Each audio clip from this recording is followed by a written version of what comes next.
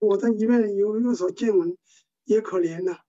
有一个抗美援朝的，他是在朝鲜的扔炮弹开车子的，那个老人家姓谢，80多岁。在哪里遇到他呀？他住院的时候就是猛喊猛叫，就连续4个晚上猛叫猛叫。我3月份在那住院嘛，3月份脚肿了，去住院，哎呀，真难过。结果呢，人呢仔细想没什么意思，2个儿子一个女儿，女儿退休了，他就不舍得这个父亲，整天在那陪着，呢。但是那个父亲呢猛叫，也不知叫什么东西，就难受的意思是肯定。像这样的情况，他2个儿子都不在床前陪他1个晚上。到了看一下就走了。到了第5天呢，他请一个护工，5块钱，一天是400嘛，400是500。那个护工在24小时不能睡觉的，这陪着他。我们在旁边做病号，难烦，好烦不？说也不能说。这是一个。另外一个呢，也是非洲人，他父亲呢70岁，得了脑梗。本来脑梗恢复的蛮好，走路也可以走，说话也可以说，吃也可以吃。他儿子不耐烦，照顾也照顾得很好，饮食也搞得很好，卫生也搞得很好。但是呢，他是要他父亲呢听话，那个本身大脑都不管是怎么听话的，他不听呢就打他一巴掌，对他凶，你要死快一点，明天我就送你到火葬场。这个我们听了很伤心，很伤心。所以人老了就不能见这种情景，我们还是想得开的，反正过一天算一天。有的想不开，确实受不了。像那个101岁的老人家，101岁，兄弟4个，你能问一个兄弟住1个月也不为过了。这个时候就叫守孝，叫尽孝，要死了你就叫守孝。他是尽孝都没有尽的，他是送到敬老院去，已经住了3个月了。那本身得了吃奶3个月，那搞了时间不要9个月就睡归了，肯定是看不到亲人，是吧？所以人呢仔细想，社会也在变化，家庭也在变化，这个社会结构也在变化。过去那是优良的传统也慢慢淡薄了，也没有了，亲戚朋友也不看了，特别那个非典期间，是吧？新冠期间，亲戚也不敢走，都怕，都戴口罩，看不到人，还不敢到医院来，慢慢这个淡薄了。人仔细一想，没有什么好大的味道。就是儿子也这样，就是以后旧社会说的长命无孝子，真是无孝子，就是怕倒堂，卧堂不起，那就是很无奈的事。死又死不断根，活又不新鲜。是的。那个老年痴呆的情况，你见到很多吧？见了很多。我那个阿姨的姐姐，昨天跟她姐姐通电话，你来了吗？还没来呀。她看着像，她是想要去看他，这么远。再一个呢，他天天是睡早，他让他去庙，他要到庙里去，到庙里去呢，庙里说，我这没有专人陪你的，那谁出这个钱？一系列的问题。哦，他是想去，但是没去成，是吗？去了也送他去了，那个主治方丈就说你不能在这里，你在这里谁照顾你？照顾要出工资的。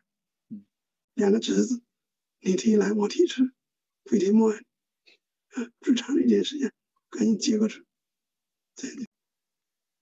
老年痴呆现在很麻烦的，那阿姨姐姐也是这样，昨天一天晚上没睡觉，他把衣服整理好，装到袋子里，要到庙里去。到庙里去不现实的，你现在身体好的到庙里去，身体不好睡觉不了，又不是国家单位，是不是？现在跟他沟通也沟通不了，是不是？沟通不了。2个儿子都要出去打工，不可能整天照顾他。现在一个大媳妇还不错，他领过去了照顾。今天早晨看到打电话跟阿姨说，昨天晚上一个晚上没睡觉，那这天也受不了。他的大脑意识现在都出了问题，不能控制自己。他这种到了越来后来，他是没法自理的，生活是自理不了的，会越来越糟糕。是，我也看到过很多农村老人家，他们可能因为那个时候也没什么文化吧，他们就没事做，但是也干不了活，就一整天坐在那个门口发呆，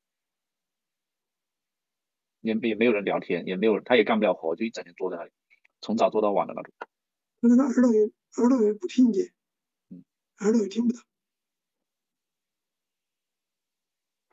还是看看书好啊，多学习一下，我觉得人这一辈子就有所依托了。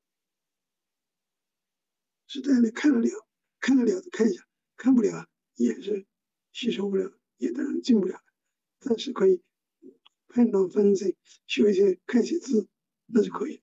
到了一定的时候也是看不了。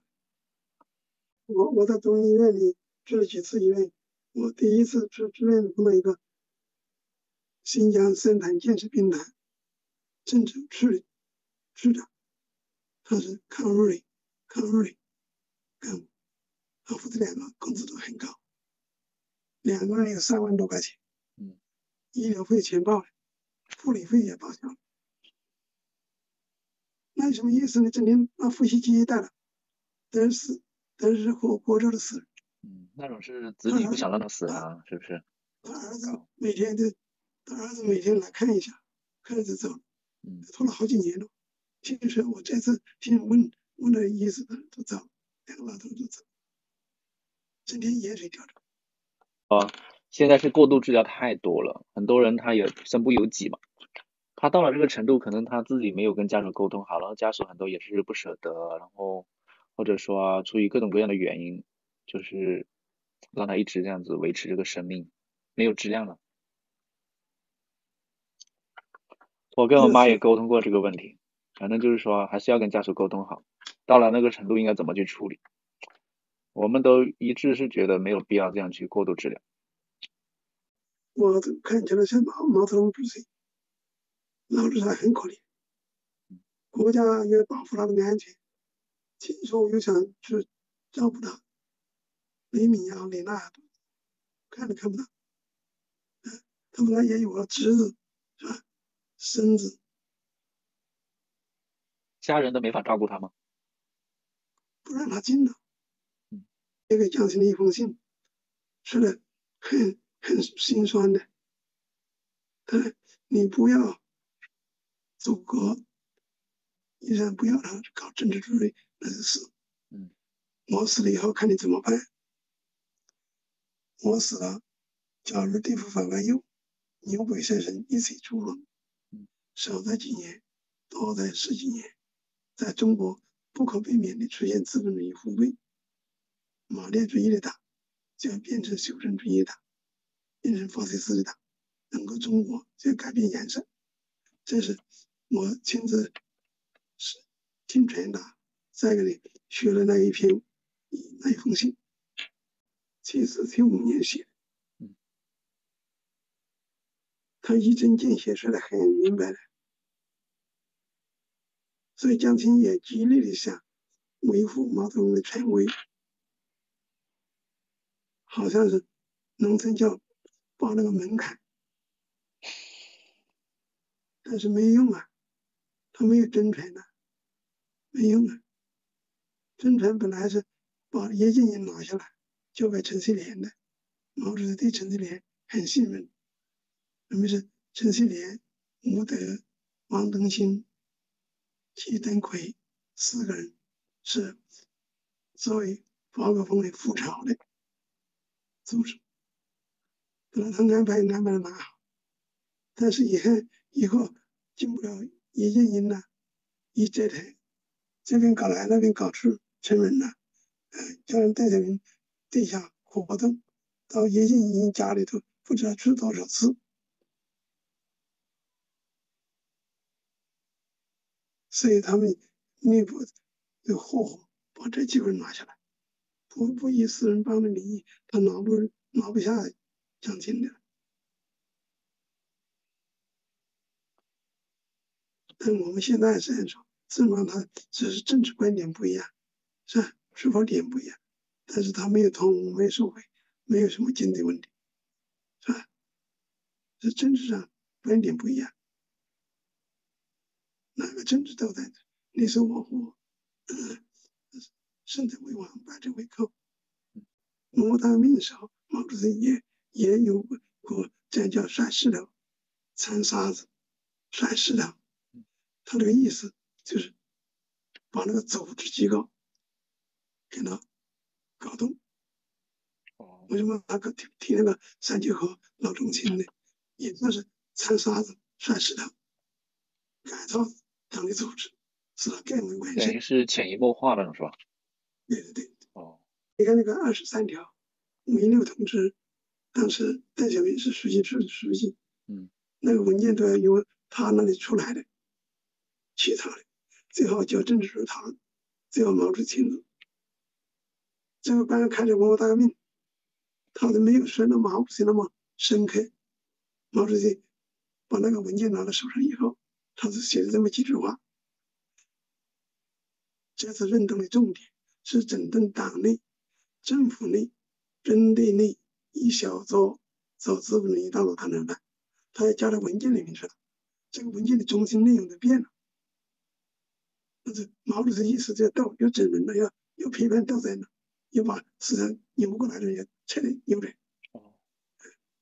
通过处理人民内部矛盾，这种办法，说服教帮助惩前毖后、治病救人。惩前毖后、治病救人是解决不了的，那叫斗争。斗争的要放上一个，极右、极左，或者是反革命。他这个社会是相当的厉害。毛主席搞文化大革命，他还是重点是教育人，他不是处理人。当初搞文化大革命，这个刘少奇也意识到要搞，他认为他是主席，他要搞，他搞怎么搞呢？把那个模范人物啊，支持党组织、支持领导工作的，新人代表啊，那时候组织起来，成立造反队，这人是专门为领导辩护的，为领导说话。这样子的话，陈正呢就做不彻底哈。有意见，陈正有意见，对领导有意见，对这个现在现实的政策有意见，他是爱提意见，而且强烈要求改变的是政策策略。这一部分人紧跟毛泽东叫左派。左倾，那你们就是左派咯？这当时划分我们是左派。那极左呢？还有没有极左？又是极右那什么的？极左的，你左派左的有时候搞打砸抢啊，动不动的把武器抢过来，有武力办法。但是共产党取得胜利也是武力办法。特别激进的是吧？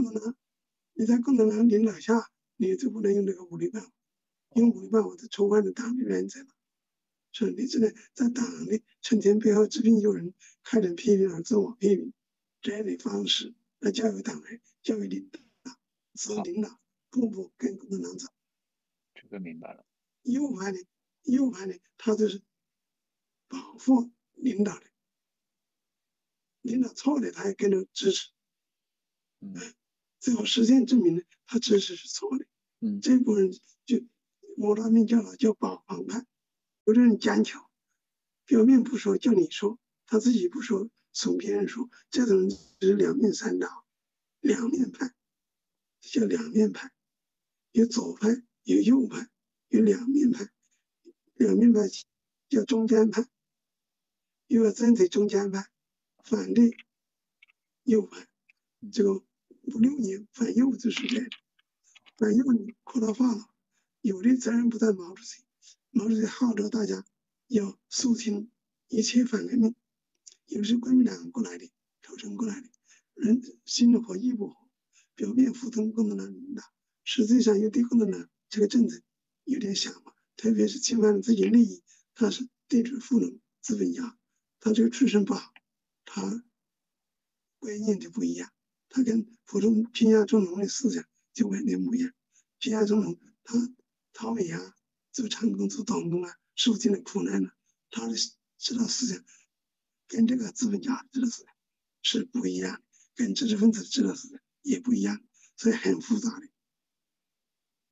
所以毛主席整风也是整这个东西，整的都是累顺的，都一致的，他是不是的好办？外观是这个但是个单立的干将，他就在那个实践是检验真理的唯一标准，叫了“唯一”两个字。这个文章发表以后，就开始对毛主席政策路线进行攻击，错的全部都归功毛泽东了。戴翠文提出一个毛泽东思想是集体智慧，这个是站不住脚的。打仗的时候下个命令，哪个集体讨论呢？是不是？这个是毛泽东的智慧。你的建党呀、建军呀、建国呀，发表很多文章、社论、电报，这个社论，这是文章，都是毛泽东自己亲自起草，就成了一个毛泽东思想体系，成了体系。反正所有毛主席说的都叫毛泽东思想。所以戴翠文就叼着这个地方，他就说毛泽东思想是集体智慧的结晶，你不可能成集体智慧结晶，三反五反，你戴翠文提出来的是毛泽东提出来的，社教是毛泽东提出来的，莫大灭是毛泽东提出来的。